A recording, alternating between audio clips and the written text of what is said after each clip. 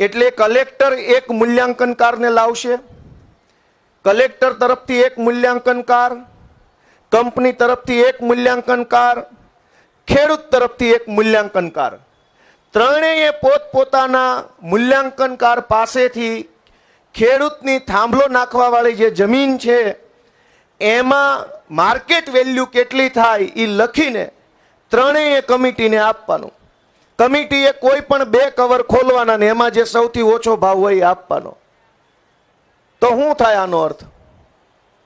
કે 3 માંથી કોઈ પણ 2 કવર ખોલો એટલે એક ખેડૂતનું ને એક કંપનીનું નીકળે, અથવા એક કલેક્ટરનું ને એક કંપનીનું નીકળે, અથવા એક કલેક્ટર ને એક ખેડૂતનું નીકળે. તો કંપની કલેક્ટર 2 ભેગા થઈ જાય તો ઓછો ભાવ ક્યાં નીકળે? તો આ કમિટીનો અર્થ જ શું વધ્યો?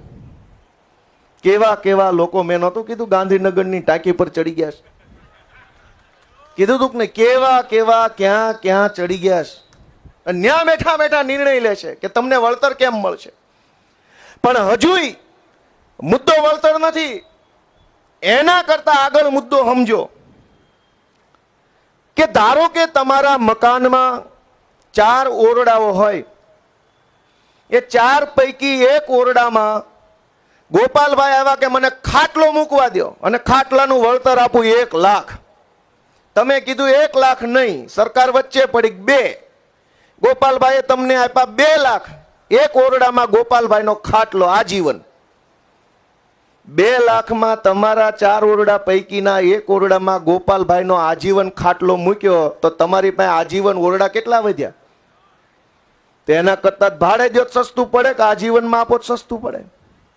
ખેડૂતને એક વખત થાંભલો નાખવાના 5 લાખ, 10 લાખ, 12 લાખ, 20 લાખ, 40 લાખ આપ્યા તો પણ જમીનની અંદર થાંભલો તો આજીવન રહ્યો ને.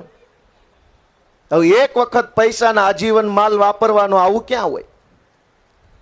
અમારે એક વખત પૈસા આપવા છે, આપી દો મામલતદાર ઓફિસનો બીજો માળ અમને ભાડે, ઢોર બાંધવા બીજા માળે 1 લાખ લઈ જાઓ, મામલતદાર ઓફિસના બીજા માળે ગાયું, ભેંસું, બકરા, નીણ ને પૂળો નાખવું છે, આપી દો, લાવો.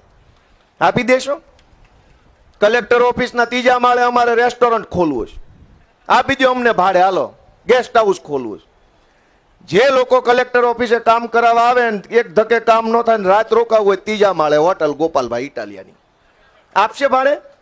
તમારા મકાન નહીં આપો, તમારી બિલ્ડિંગો, તમારા મકાન નહીં, ખેડૂતનું પડાવી લ્યો. કેમ? તો કે સરકાર કંપનીની છે, સરકાર ખેડૂતોની નથી. પણ જે સરકાર ખેડૂતોની નથી એને મત કોણ આપે છે? કંપની કે ખેડૂતો? હે ભાઈ, કોણ મત આપે છે? કંપની પાસે ક્યાં મત જ છે? મત આપણા મતથી નેતા ચૂંટાય આપણો, સરકાર કહેવાય આપણી અને કામ કરે કંપની માટે. અને આવું 30 વર્ષથી હાલતું હોય તો જાગવું કોને જોઈએ? સરકારે કે આપણે? થોડુંક તો આપણે જાગવું પડશે કે આ બધું ક્યાં સુધી હાલશે. અને અધિકારી શાહી એટલી બધે હાવી થઈ ગઈ છે કે એની કોઈ સીમા નથી. આપણું બધો જ નિર્ણય કલેક્ટર, મામલતદાર, એસપી બધા આપણું ઈ જ નક્કી કરશે. તો આપણે શું કરશું? કંઈ પણ થાય તો કે કલેક્ટર નક્કી કરશે. અને એક પ્રશ્ન થોડો છે આ થાંભલાનો, હજારો પ્રશ્નોથી ગુજરાતના ખેડૂત અને ખેતી મજૂરી કરતા માણસો અત્યારે દુખી છે. આ મહિનો વરસાદ મોડો થયો છે, વાવણી થઈ છે પણ હજુ મોડો થયો છે, પાછોતરો વરસાદ છે, એટલે એવું બને કે ઉત્પાદન રેગ્યુલર જેટલું ન આવે, ઉત્પાદન ઘટે. જે 15-20 દિવસનો પાક હોવો જોઈએ એના બદલે અત્યારે હજુ 2 દિવસનો 5 દિવસનો જ પાક હશે. તો 15 દિવસ મોડી વાવણી થવાના કારણે ઉત્પાદન ઘટે, ખેડૂતની આવક ઘટે અને ખેડૂત દુખી થાય. તો શું થશે એની ચર્ચા કે ચિંતા ગાંધીનગરમાં હજુ સુધી કોઈ કરવા વાળું નથી. હજુ તો એ વખત આવશે, પછી હાઈ પાવર કમિટીની નિમણૂક થશે, પછી કમિટીની 4-5 વખત મીટિંગ મળશે, પછી કમિટી કહેશે કે અમે રિપોર્ટ સરકારમાં આપ્યો ને બીજું બધું કરશે. ત્યાં નવું ચોમાસું, આ ચોમાસું લેટ ગયું એના કારણે અનેક તકલીફો ખેડૂતોને, પશુપાલકોને અને ખેતી મજૂરી કરતા માણસોને થઈ છે. પણ એની ચર્ચા કે ચિંતા ગાંધીનગરમાં ક્યારેય થતી નથી. વિસાવદરના ખેડૂતોના આશીર્વાદથી વિધાનસભામાં બેસવાની તક મળી તો બધું હવે નજરે જોવા મળે છે. કોણ કેવી રીતે કામ કરે છે, શું વિચારે છે, અધિકારીનું કેટલું હાલે છે, નેતાનું કેટલું હાલે છે.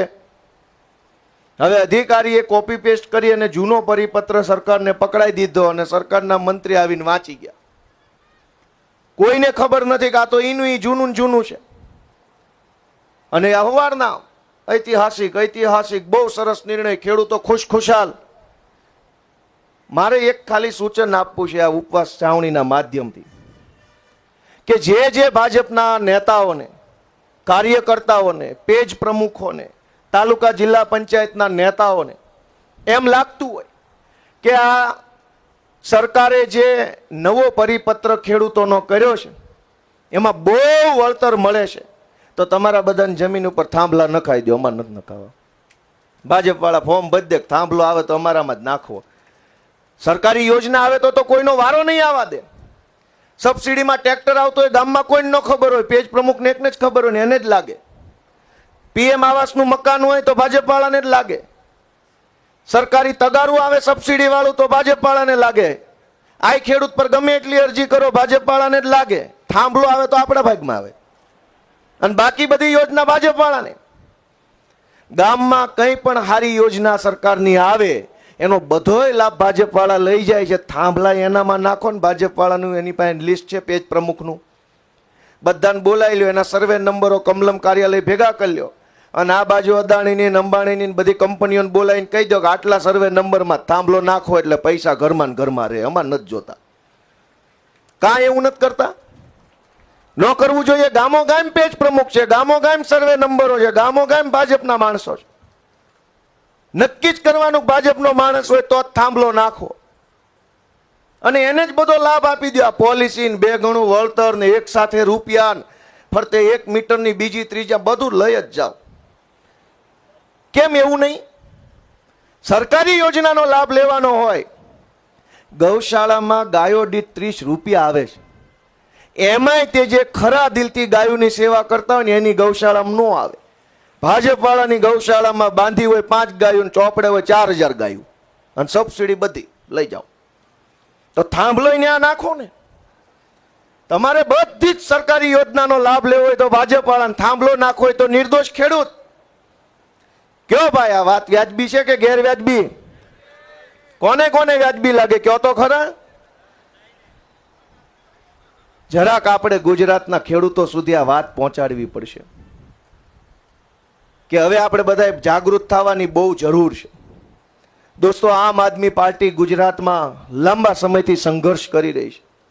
અનેક મુદ્દાઓ ઉપર, અનેક મુદ્દાઓ પર ગુજરાતની જનતાનો અવાજ ઉઠાવે છે. ખેડૂતોના મુદ્દે પેપર લીક થતા હતા તો પેપર લીકના મુદ્દે હું નિશુદાનભાઈ જેલમાં જઈ આવ્યા. ત્યાર પછી ડ્રગ્સના મુદ્દે, આરટીઈના મુદ્દે, ફિક્સ પગારના કર્મચારીઓ બાબતે, નાના મોટા આઉટસોર્સની નોકરી કરતા કર્મચારીઓ માટે, આંગણવાડીની બહેનો માટે, પોલીસ માટે, બધાય માટે મુદ્દા ઉઠાવવાનું કામ આમ આદમી પાર્ટીના લડાયક યોદ્ધાઓએ કર્યું છે. દોસ્તો, એ બદલ આપણને ગર્વ હોવું જોઈએ. આપણે નાના માણસો છીએ, આપણી સંખ્યા થોડી છે, પણ આપણી હિંમત એવડી મોટી છે કે ગુજરાતમાં 30 વર્ષ જૂની સરકારે પણ આપણી વાત સાંભળવી પડે છે. એ આપણે સત્યની તાકાત છે. દોસ્તો, તાકાત શબ્દોમાં નથી, તાકાત સત્યમાં છે. તાકાત સંવેદનાથી બોલાયેલી વાતમાં છે, તાકાત ઈરાદાઓમાં છે. આપણો ઈરાદો બુલંદ છે એટલે સરકારે નહીં સંભળાય છે અને ગુજરાતની જનતાને આપણો ઈરાદો સંભળાય છે ને એટલે તાલુકા જિલ્લા પંચાયતની ચૂંટણીમાં ગુજરાતના ઇતિહાસમાં ન આવ્યો એટલી સીટો ગુજરાતમાં આમ આદમી પાર્ટીને દોસ્તો મળી છે. ગુજરાતના ઇતિહાસમાં ક્યારેય ભાજપ અને કોંગ્રેસ સિવાયની પાર્ટીને આખી જિલ્લા પંચાયત નથી મળી, પણ ચૈતરભાઈ વસાવાના નેતૃત્વમાં નર્મદા જિલ્લા પંચાયત આખી આમ આદમી પાર્ટીને મળી.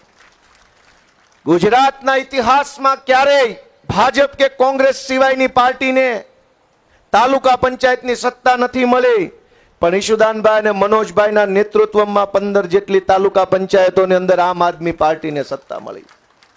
એ શું બતાવે છે કે લોકોને આપણી લડાઈ ઉપર ભરોસો છે, લોકોને આપણા ઈરાદાઓ ઉપર ભરોસો છે, લોકોને આપણા વિઝન ઉપર ભરોસો છે અને લોકો એમ કહી રહ્યા છે કે આમ નામ મહેનત ચાલુ રાખજો તો તમને 15 આપી છે ને એક વખત 115 આપી દેવાની થાય છે. પણ ત્યાં સુધી પહોંચાડવાની જવાબદારી આપણા સૌની છે. ભાજપ આપણને રોકવા માંગે છે, પોલીસનો ઉપયોગ કરે છે.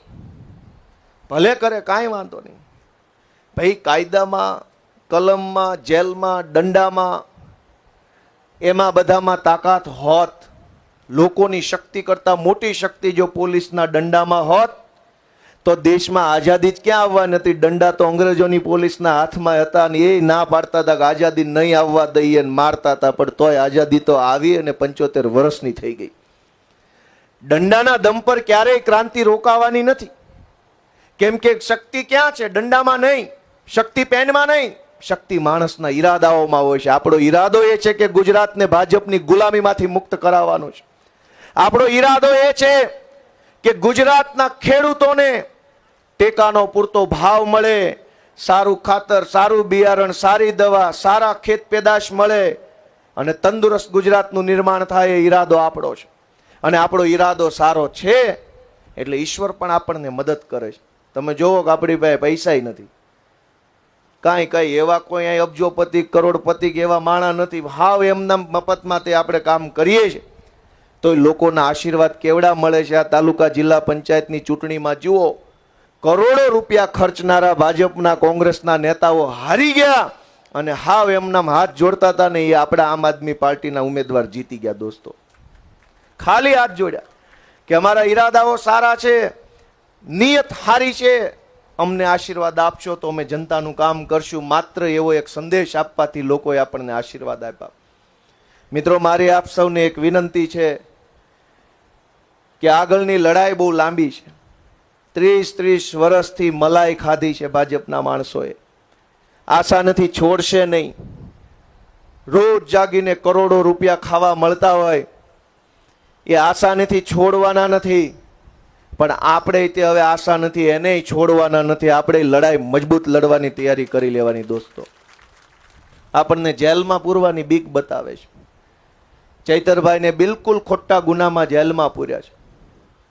તમે એમ વિચારો કે અદાલત કઈ મોટી, સરકારની કે જનતાની? કયો ભાઈ, જનતાની અદાલત મોટી કે સરકારની અદાલત મોટી? સરકારની અદાલત જેને ફાંસીની સજા આપે, જનતાની અદાલત એને મુખ્યમંત્રી બનાવી શકે. જનતાની અદાલત ધારે એને વડાપ્રધાન બનાવી શકે. જનતાની અદાલત ધારે એને ધારાસભ્ય, ધારે એને મંત્રી બનાવી શકે. અને જનતાની અદાલત ધારે તો મુખ્યમંત્રીઓને એવા ઘર ભેગા કરી શકે કે 4 પેઢીઓ સુધી એનું ખાનદાન દેખાય નહીં રાજનીતિમાં. અદાલત કઈ મોટી, સરકારની કે જનતાની? જો તમને એમ લાગે કે સરકારની પાસે ન્યાય નથી મળતો તો જનતાની અદાલત સુધી આપણે બધાએ પહોંચવું પડશે, મહેનત કરવી પડશે. જનતા રાહ જોઈને બેઠી છે કે આમ આદમી પાર્ટીના યોદ્ધાઓ આવે તો અમારે એને સહકાર આપવો છે, અમારે એને આશીર્વાદ આપવા છે, અમારે એની સાથે રહેવું છે. પણ ઘણી વખત એવું બને કે આપણે એમના સુધી ન પહોંચ્યા હોય. આપણે બધાએ કમર કસવાની છે અને કોઈ પણ જાતની ચિંતા કર્યા વગર, ડર કર્યા વગર, ડર રાખ્યા વગર માત્ર ને માત્ર એક જ લક્ષ્ય કે ગુજરાતને ભાજપની ગુલામીમાંથી મુક્ત કરાવવા માટે હું અહીંયા આવ્યો છું. એ લક્ષ્ય લઈને કામ કરીશું.